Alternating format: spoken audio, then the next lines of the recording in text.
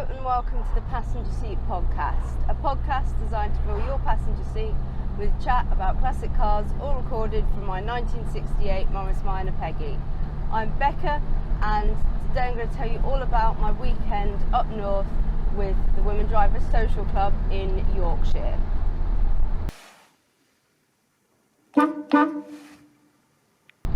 So earlier this year we had what was called Weekender South, which was based in and around the idea of going to Brooklands for a day and some other car themed places down south. I took the MMOC Club van because that happened in May when Peggy was still away for restoration.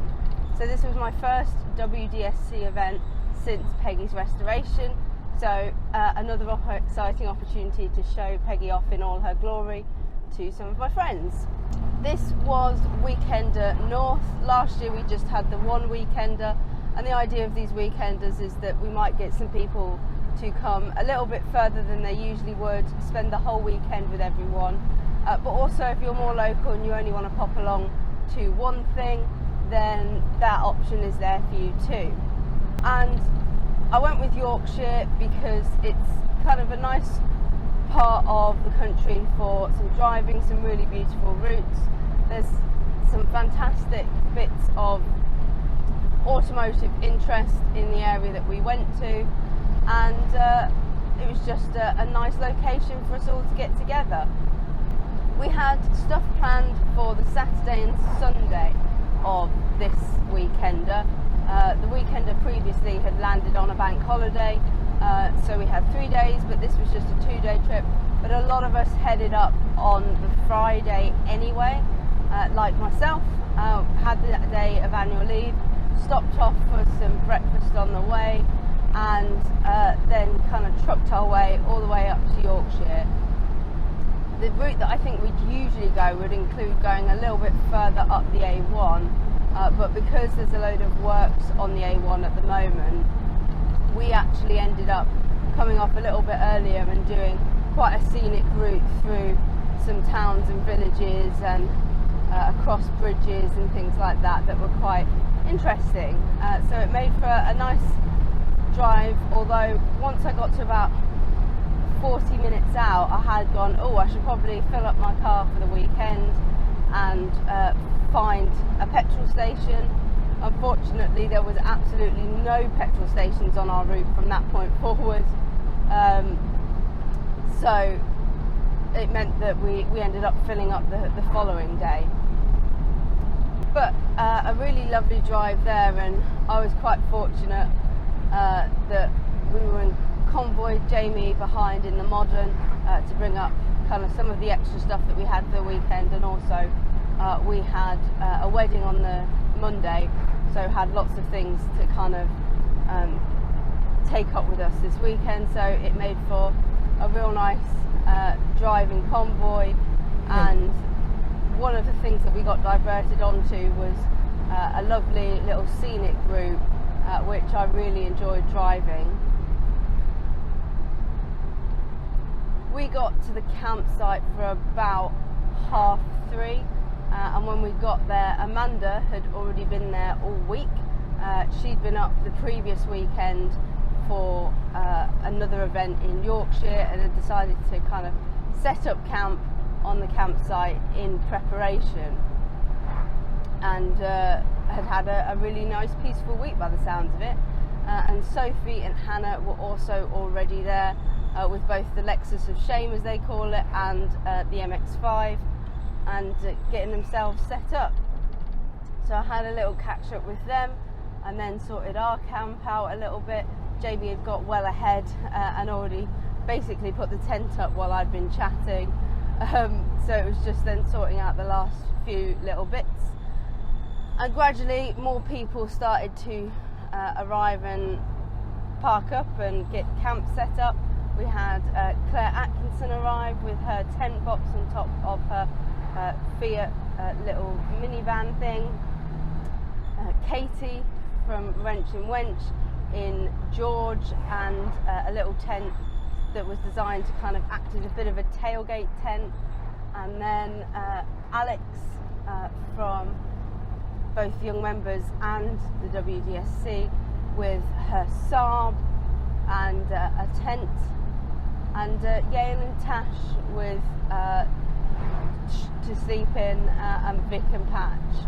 So a pretty good attendance for the first night, and I got my camping table out that we'd bought at MMOC National and set up a little bit of a craft station. I'd bought a load of little friendship beads and things like that so that people could sit round at camp in the evenings and make friendship bracelets and little mementos of the weekend, and that went down really well. We made quite a lot of them that first night. Claire and Mush arrived whilst we were in the middle of getting ourselves all sorted, and headed out to meet up with a friend, and then came back later that evening. We're also fortunate enough that Claire had brought along some more fantastic cooking, and so we all sat and had curries whilst we did our bracelets and chatted and caught up. And I think that's one of my favourite things about these weekends. You can come along to kind of the in the day things and enjoy kind of going out and around with the cars, but I absolutely adore sitting around at the campsite in the evening chatting with people, and this time making friendship bracelets and hearing lots of kind of stories and experiences and things like that.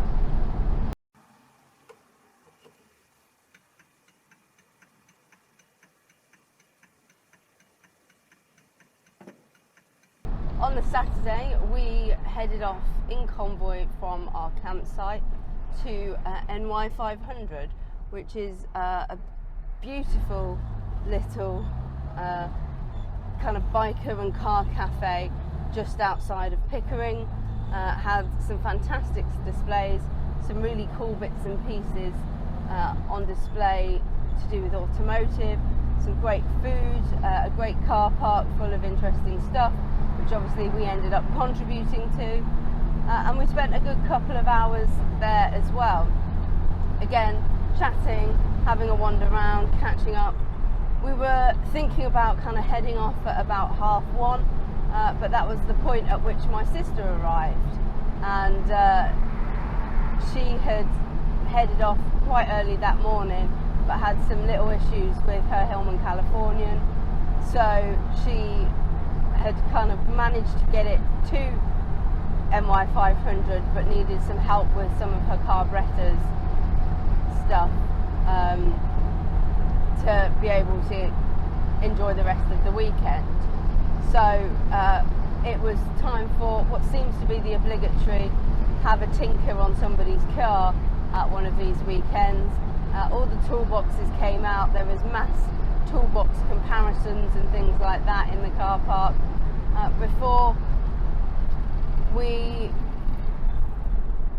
managed to successfully reduce some of the overfueling that she was experiencing and get her all sorted.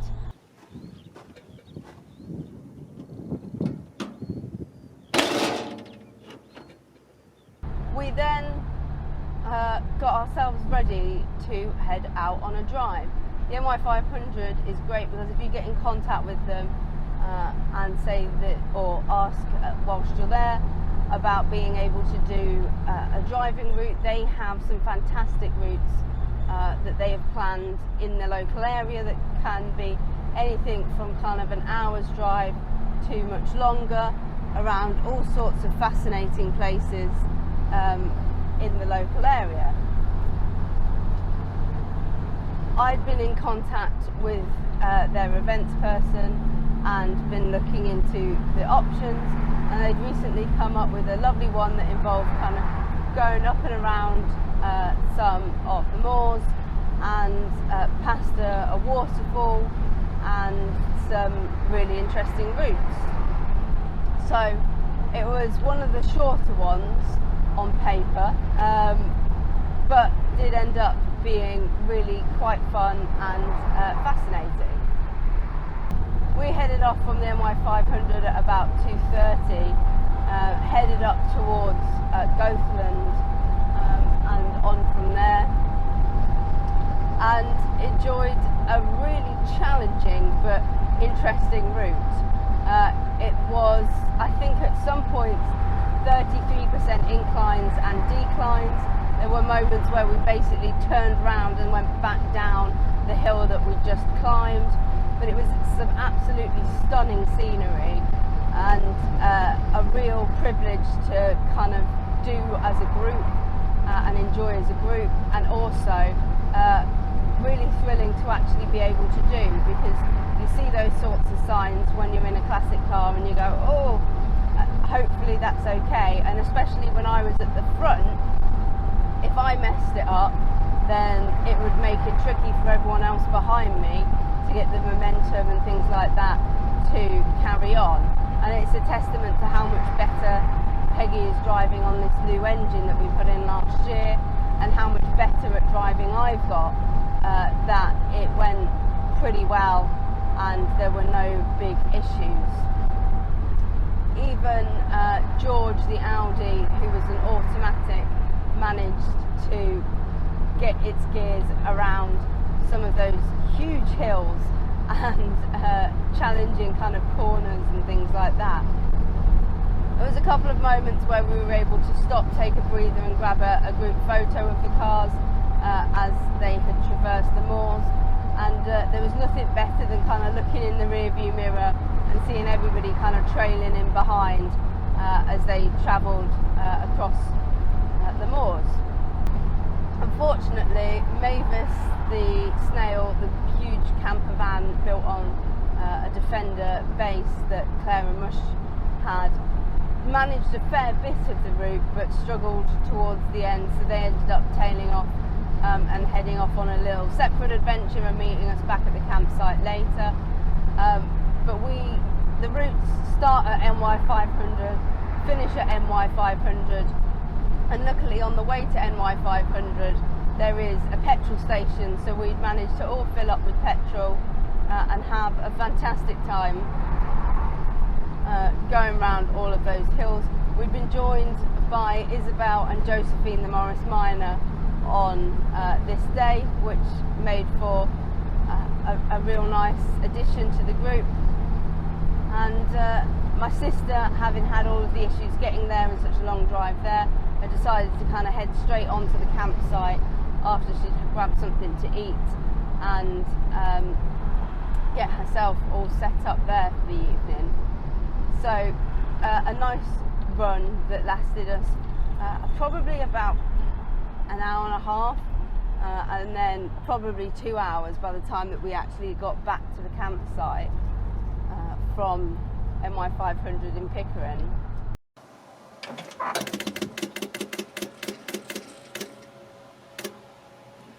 Back at the campsite, and this campsite that we got, the Vale of Pickering, was absolutely fantastic. It had great facilities and also various food options that would come in on different nights of the week.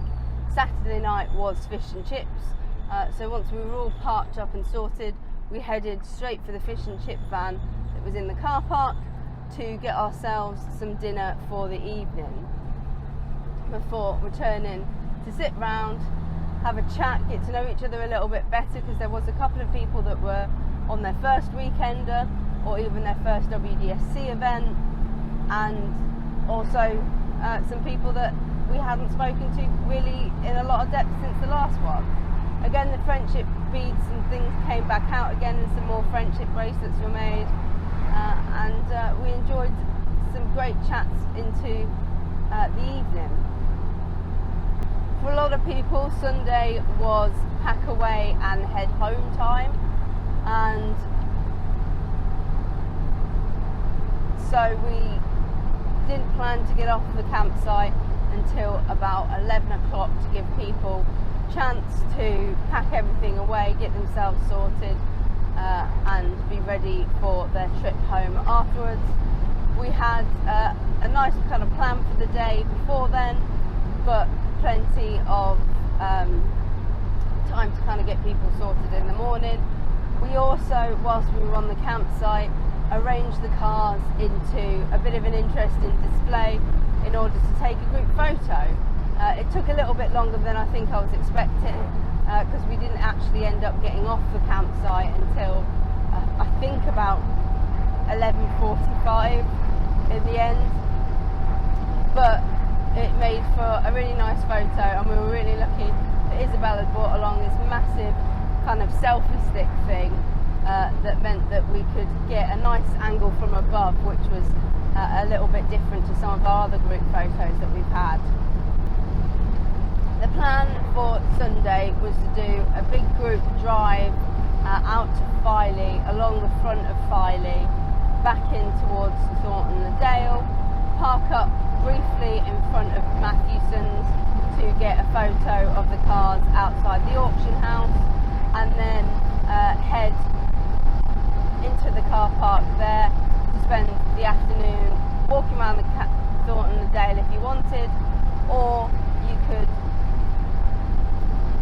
head home if you had a little bit further to go. We did our little drive out towards the sea and managed to all stay relatively in convoy together, which is always good news, meaning that we managed to get some really nice group photos of the cars and everything before we headed into Thornton le Dale, got ourselves all parked up, lined up outside Matthewson's to get a photo there, and then had a lovely walk around the little antique shops and gift shops and all the interesting bits and bobs that were in Thornton le Dale.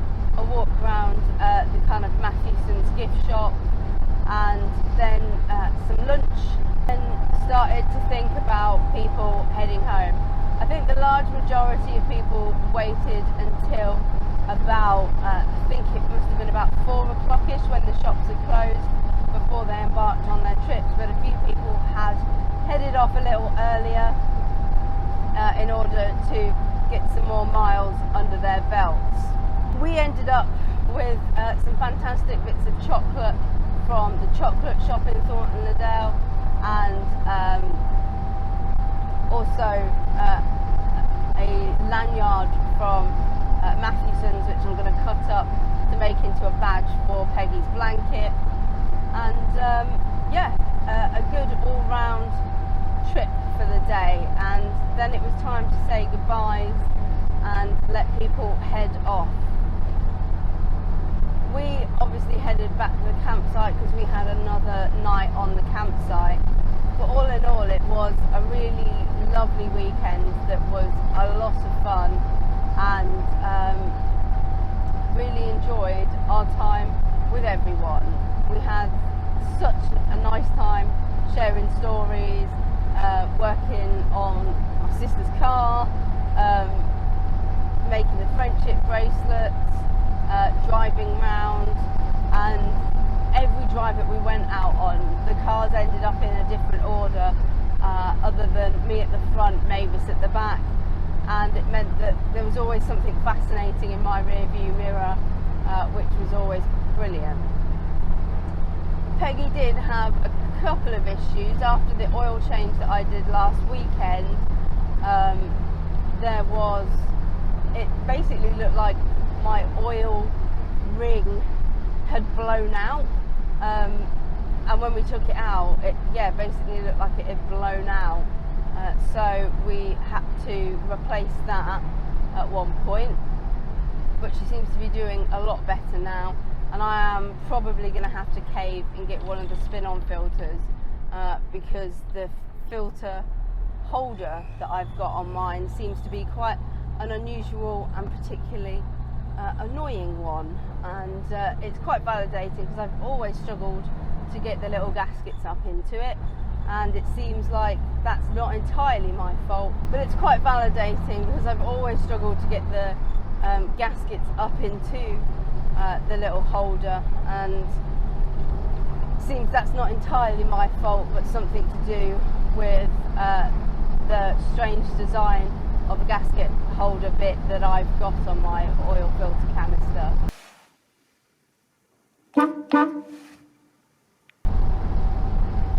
But other than that, she performed well, and as you can see, she's back out again today. So I hope you've enjoyed hearing about our fantastic weekend in Yorkshire. It was really nice getaway, and I can't speak highly enough of the brilliant group of women that keep coming along to these events and spending their time with the rest of us.